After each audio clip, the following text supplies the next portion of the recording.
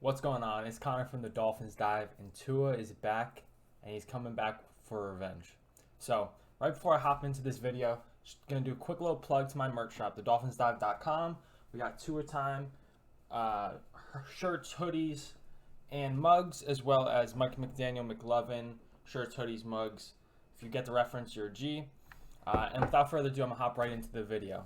So, we all saw what happened Thursday night. I believe second quarter, Tua gets slammed down on his head, has to get stretchered out of the game with a concussion, and everyone in the national media and their dogs have something to say about it, whether the Dolphins failed him, Tua was stupid to put himself in that position. Meanwhile, there's a chance he didn't even have a concussion. I'm not going to make that debate. I don't know. But more controversy surrounding the fucking kid.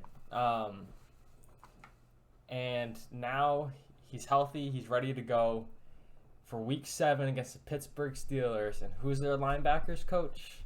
None other than former Dolphins head coach Brian Flores. Now, before I dig into this, I was a fan of Flores at the time. I appreciate everything he did for the Dolphins, and I think he's a brilliant defensive mind. He definitely had his faults, and I was ignorant to them at the time. But I'm about to dig into it and explain why Tua is going to be out for revenge. So, let's just start off the rip. Ever since Tua was drafted, the way he was managed was just awful.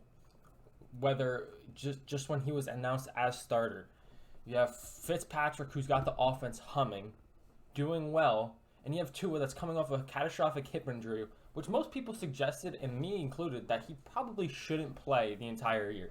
Especially when Fitz is doing good, there is no reason to jump the gun and force Tua to play.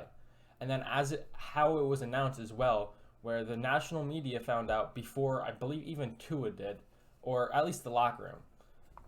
It just created a whole thing within the locker room, and we would go down at the end of the games, and they'd put Fitz in to come be the savior, which I understand trying to win the game. I absolutely do. But they're also, I defended those decisions because at the end of the day, you want to win. But if you're trying to build confidence in a player for the locker room, that's not how you go about it. And I think the biggest thing, too, is he should just not have been in those situations. It should have been Fitz's show until it wasn't Fitz's show. But that was that year. That one wasn't even that bad. Then you get the next offseason. They think they're helping him. They bring in Charlie Fry to help implement stuff that he's good at. The whole coaching staff situation was awful with co-offensive coordinators both being promoted from within. That was a bit head-scratcher. And there's just noise and noise and noise. Brian Flores trying to replace Tua with Deshaun Watson, despite having nasty allegations against them, despite the fact that he's damn near guaranteed to get suspended. He's trying to replace him, but to no avail, thankfully. And he also, there are so many instances, like Tua had the back injury, or the rib injury, and I'm not going to speak on that, but because I don't know the actual timeline, but he might have been able to come back sooner than then. But the biggest one was the finger injury. He was healthy enough to be the backup quarterback. I went to the game. It was against the Texans. I'm going in. It's like, oh, Tua's got a thumb injury. He should be fine, whatever. This is my first Dolphins game of all time. And I'm like, all right, I'm going to see Tua. Cool. Hopefully we win. And then it's announced as I'm walking into the stadium that Jacoby Brissett's starting. And I was just gutted. But then there's Tua on the sideline looking perfectly normal throwing the ball. Dolphins win that game. We play Thursday night. Guess who's starting? Jacoby Brissett again. And then Tua, once again, on the sideline throwing normal. And guess what? Jacoby gets hurt, and Tua goes in and looks pretty freaking normal. So he just didn't let Tua shine. He did everything in his power to hold him back. And then the whole thing in the Titans game as well, where there was I don't even know how it got out to the media, but there was an argument between Tua and Flores at halftime, including Tua saying you can't treat people like that.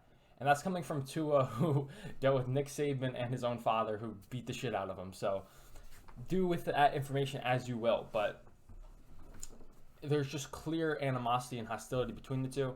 And then last but not least, there was just clear, when you saw Mike McDaniel come in and talk to the media, you could hear him explain that, like, these guys have scars. Like, they've gone like the way that this culture was, like we didn't like it. Like the biggest thing McDaniel did, because when he shook up the locker room, he's like, when I came in here, there was a clear offense versus defense mentality where they were going at each other instead of being one team, and that's the thing. Like that goes to show the kind of animosity built within the organization, and I think that's why not only is Tua going to be out for revenge for this game specifically, but for the rest of the season, between all of the noise, between the national media, the stupid ass fans, and everything in between. The kid was off to a phenomenal start prior to get hurt, and I think he's going to pick up where he left off. He's going to absolutely cook, show that he is a franchise quarterback, that he was deserving of the 5th overall pick, and that he will lead this team to have consistent success. And yeah, that's about it. I just wanted to make this video. Tua is back. Comment down below how stoked you are and how you think he's going to do in his first start back. We'll have the preview video out on hopefully Thursday or Friday. I hope you enjoyed this video. Please subscribe. It'll help the channel grow a lot. I truly appreciate it. And until next time, I'll catch you.